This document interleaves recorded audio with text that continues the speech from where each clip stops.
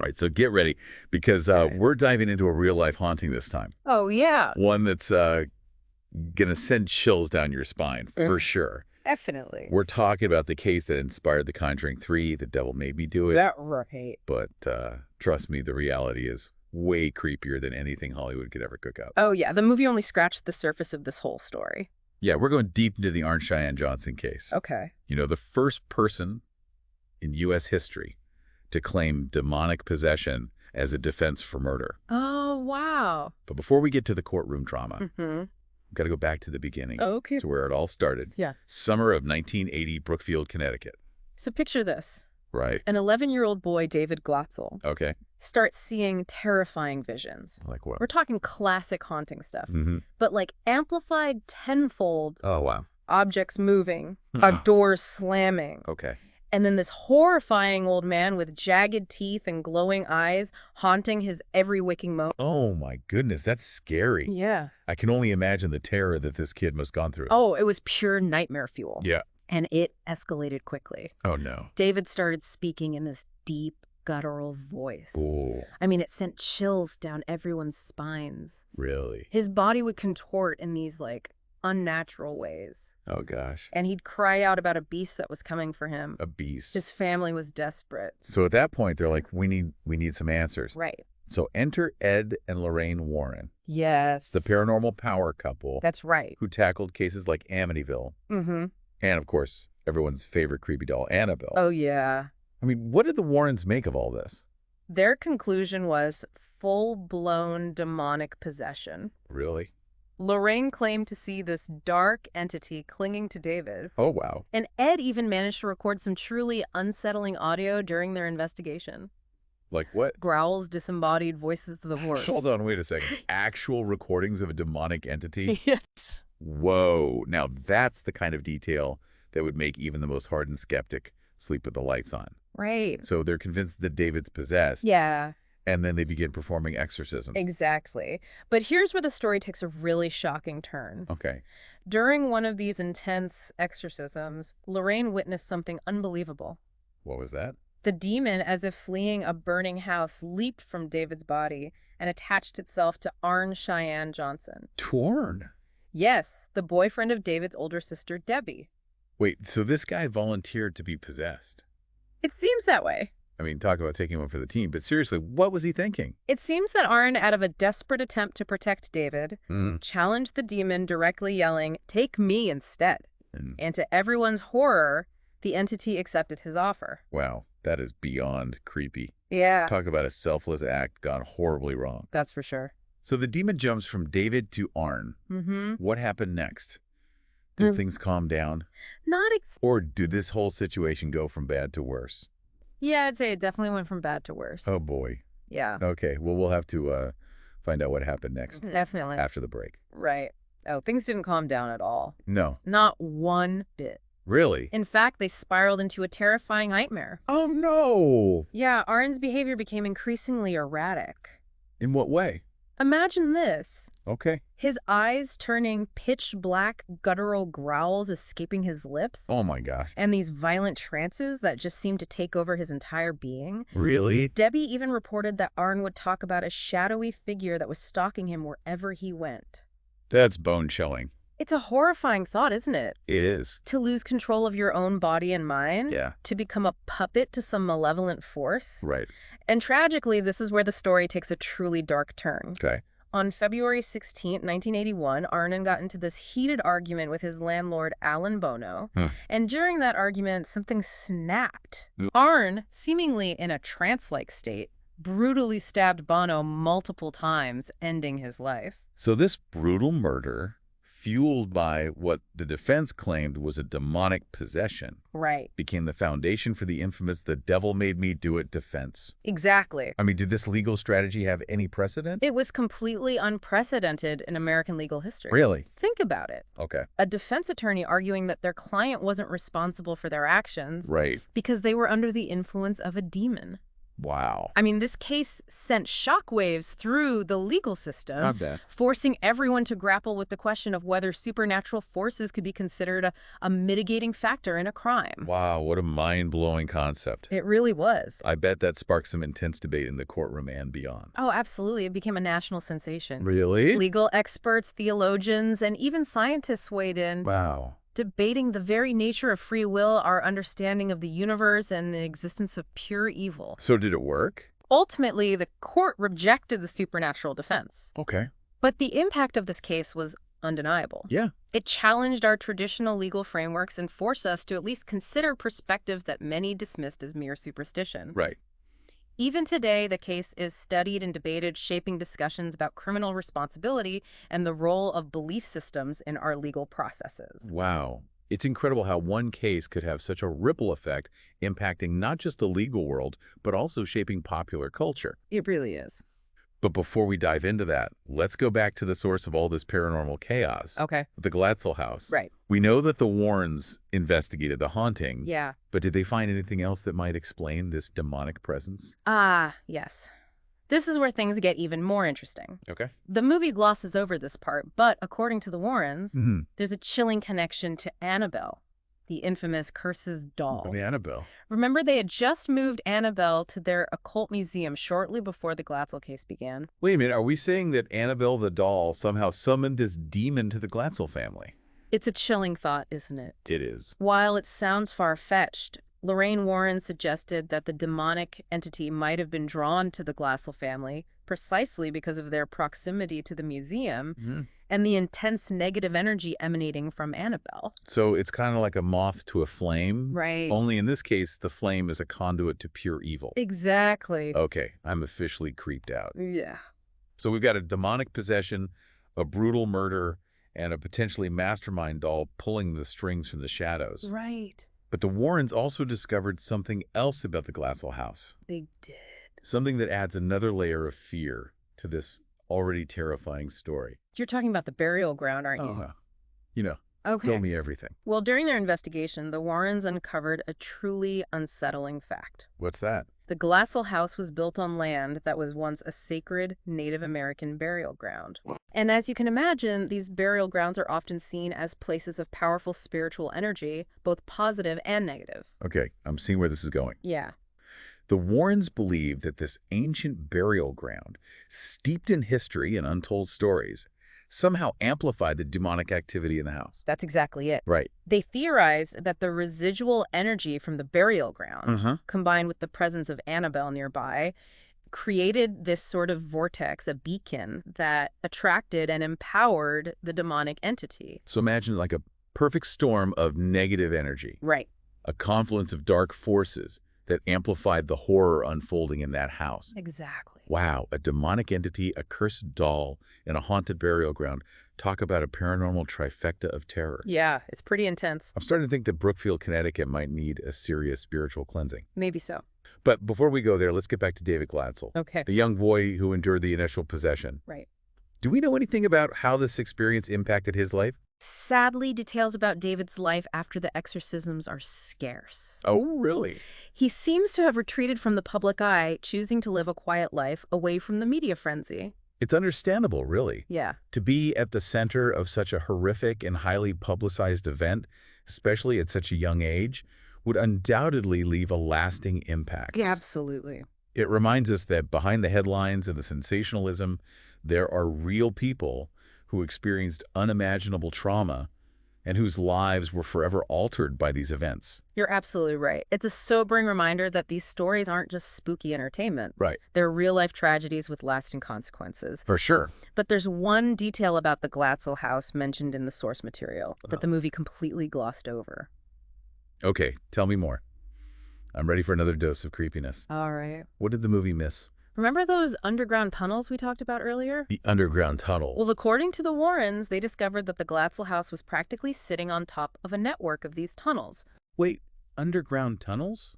Mm-hmm. Are we talking about hidden passageways, secret societies, Something out of a mystery novel? Not exactly. What's the deal with these tunnels? These tunnels weren't associated with any human activity. Okay. They were natural formations carved out over centuries by erosion and subterranean water flow. Oh. But the Warrens believed that these tunnels served as pathways for negative energy. So they're like a highway In a way. for paranormal activity. That was their theory. Oh. They argued that these underground networks could act as conduits for all sorts of energies, both positive and negative. Okay. And in the case of the Glatzel property, they believed that the tunnels were especially susceptible to negative energy, perhaps due to their proximity to the burial ground or other unknown factors. So we've got a demon, a cursed doll, a haunted burial ground, and now a network of underground tunnels channeling dark forces. It's quite a collection. This case is like a paranormal buffet of terror. It is pretty chilling, isn't it? To think that beneath our feet, hidden from view, there could be these unseen networks of energy. Right. Flowing and influencing our world in ways we can't even begin to comprehend. It's almost Lovecraftian.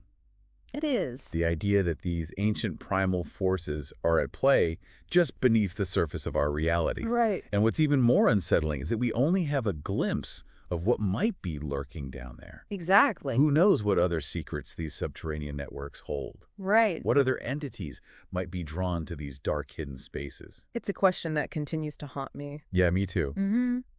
But before we spiral down that rabbit hole, Okay. let's switch gears for a moment and go back to the trial. Right. You mentioned it was a landmark case unprecedented in legal history. It was. Can you elaborate on that? Absolutely. The devil made me do it. Defense forced the courts to confront an extraordinary question. What was that? Could supernatural forces be considered a legitimate defense in a court of law? It sparked intense debate involving legal scholars, theologians, and even scientists. Oh, wow. It became a cultural phenomenon, a lightning rod that ignited discussions about free will, the limits of our understanding, and the nature of evil itself. It's mind-boggling to think that one case could crack open such a Pandora's box of philosophical and legal questions. It really is. Even though the defense was ultimately rejected, its impact on how we think about these issues is undeniable. Absolutely.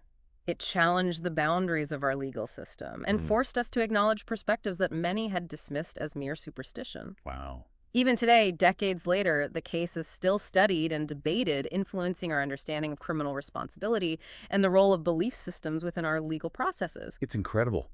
This one case born out of a terrifying haunting had such a profound ripple effect, impacting not only legal discourse, but also permeating popular culture. It really did. Speaking of stories, let's circle back to the Warrens for a moment. Okay. They were already well known in the paranormal community. Yes, they were. But this case, The Devil Made Me Do, it catapulted them into global stardom, didn't it? Without a doubt. Their involvement in such a high-profile and controversial case, combined with their previous investigations into hauntings like Amityville, and their vast collection of occult artifacts, made them household names. So they were like the go-to experts for anything paranormal. Exactly. I remember their books and documentaries were everywhere. They were. They seemed to tap into a growing public fascination with the paranormal, resonating with people from all walks of life. Precisely. Some saw them as heroes bravely fighting against the forces of darkness, while others viewed them with skepticism, questioning their methods and motives. Right. There were and still are those who accuse them of embellishing or even fabricating stories for fame and profit. That's understandable. It is. Whenever you delve into the world of the paranormal, you're bound to attract scrutiny and debate. Absolutely. But regardless of where you stand on their methods, there's no denying the cultural impact they had. The Warrens brought the world of paranormal investigation into the mainstream. Right. Sparking countless conversations about the nature of reality, the power of belief, and the limits of human understanding. That's right. It's amazing how one court case could have such a profound and lasting impact. It is. But let's not forget the human element at the heart of this story. Yeah. David Glatzel, the young boy who allegedly experienced the initial possession, Right. and Arnie Johnson, who claimed to be under the devil's influence when he committed murder. Their lives were irrevocably changed by these events. I imagine. David, as we mentioned earlier, retreated from the public eye, Yeah. likely seeking a life of normalcy after enduring such a terrifying ordeal. Right. And Arnie, even after serving his prison sentence, maintains his innocence, claiming he was a victim of forces beyond his control. It's a stark reminder that these stories aren't just spooky entertainment. Exactly. They involve real people who suffered unimaginable trauma and whose lives were forever altered by these experiences. That's right. It emphasizes the need for empathy and respect when discussing these cases. Well said. It's a point that often gets lost in the sensationalism. Yeah. We've become so captivated by the spooky details, the demonic entities, and the cursed objects that we sometimes forget the human toll behind these headlines. Exactly. It brings us back to that lingering question. Yeah.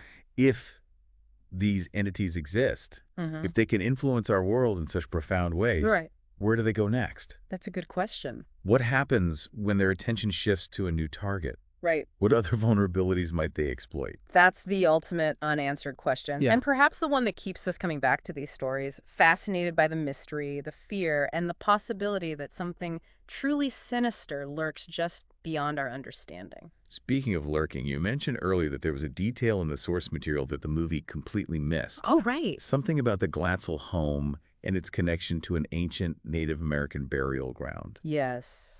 Let's dive into that, shall we? Ah, yes. Yeah. That detail sends shivers down my spine every time I think about it. Okay, you've got my attention. Okay. Tell me everything. According to the Warrens' research, the Glatzel house wasn't just located near a burial ground. It was practically on top of it. No way. Yeah. They were literally living on haunted ground. It seems that way. I can't even imagine the kind of energy that must have been swirling around that house. And to make matters worse, the burial ground in question wasn't just any ordinary burial ground. Okay. Local legends whispered of restless spirits, ancient curses, and a palpable sense of unease that permeated the area. Really? Imagine a constant feeling of being watched, Oh my God. of something unseen lurking just beyond your peripheral vision. Okay, now you're just piling on the creepiness. Sorry. A demonic entity, a cursed doll, and a haunted burial ground. This case is like a paranormal trifecta of terror. It does seem that all these dark forces converged on that one spot, Correct. creating a vortex of negative energy that ultimately led to the tragic events that unfolded. So it wasn't just the entity itself that was dangerous, Yeah. but the environment, the historical context, the layers of energy that seemed to magnify its power. Exactly. It's a holistic perspective on the paranormal. Right. One that recognizes the interconnectedness of all things, both seen and unseen. Right. The Warrens believe that these entities don't operate in a vacuum. They are influenced by their surroundings, by the history of a place, by the energy that permeates the very ground beneath our feet. That's a chilling thought, isn't it? Is. It suggests that these dark forces could be lurking anywhere, waiting for the right conditions to manifest themselves. And it makes you wonder how many other places hold similar secrets. Yeah. How many seemingly ordinary locations are built on sites of ancient trauma or spiritual unrest, Right. unaware of the forces that might be simmering beneath the surface? Well, that's a thought to ponder as we head into the final part of our deep dive. Okay. But before we go there, I have to ask you, as our resident expert on all things spooky, do you believe that the Glatzel home was truly haunted by the spirits of the Native Americans buried there? That's a tough question. I try to approach these cases with an open mind, but also a healthy dose of skepticism. I'm not ruling it out, but I'm not fully convinced either. So you're saying the jury's still out on that one? Let's just say the evidence is compelling and the historical context adds another layer of intrigue. Right. Whether it was the spirits of the deceased residual energy from past trauma or something else entirely, the burial ground undeniably played a role in the events that unfolded. Okay, so we've got a demon, a cursed doll, and a potentially haunted burial ground. Right. What else could possibly be lurking in the shadows of this case? Well, there's one more detail we haven't discussed yet, Oh. one that adds yet another layer of creepiness to this already chilling story. You're killing me with suspense. Okay. Lay it on me. It involves a mysterious symbol that kept appearing throughout the investigation. A symbol, like something demonic, a sign of the occult. It wasn't anything the Warrens had encountered before. Okay. It was a series of interlocking circles, almost like a Venn diagram, but with strange markings around the edges. Oh, wow. And the most unsettling part is that it kept appearing in different locations connected to the case. Hold on, multiple locations. Yeah. Tell me more. It first appeared on the wall of the Glatzel's basement, seemingly scratched into the concrete overnight. Okay. Then it started showing up in other places, on the trees surrounding the property, carved into the bark, even on some of the rocks near the entrance to those underground tunnels we talked about earlier. Okay, that's way too freaky to be a coincidence. It is pretty strange. The Warrens must have had a field day with this. They did. Did they ever figure out what it meant? They consulted with numerous experts, anthropologists, occultists, even linguists. And But no one could decipher the markings. It remains a mystery to this day. that's so unsettling. A mysterious symbol that no one can understand appearing in connection with a demonic haunting. Right. It's like something straight out of a Dan Brown novel, only scarier. It is intriguing, isn't it? It is. And it speaks to the limitations of our knowledge. Yeah. There are still so many things we don't understand about the universe, Right. about the forces that might be at play beyond our perception. Right. We're left with a symbol that could be a key to unlocking the secrets of this case. But we don't have the cipher. Talk about frustrating. It is. But I guess that's part of what keeps us hooked on these stories. Yeah. The mystery, the unknown, the possibility that something more lurks just beyond our grasp. Precisely. And in a way, the unresolved mysteries are the most compelling. Right. They keep us wondering, keep us searching for answers, keep us engaged in the endless pursuit of understanding. Well, with that in mind, let's head into the final part of our deep dive Okay.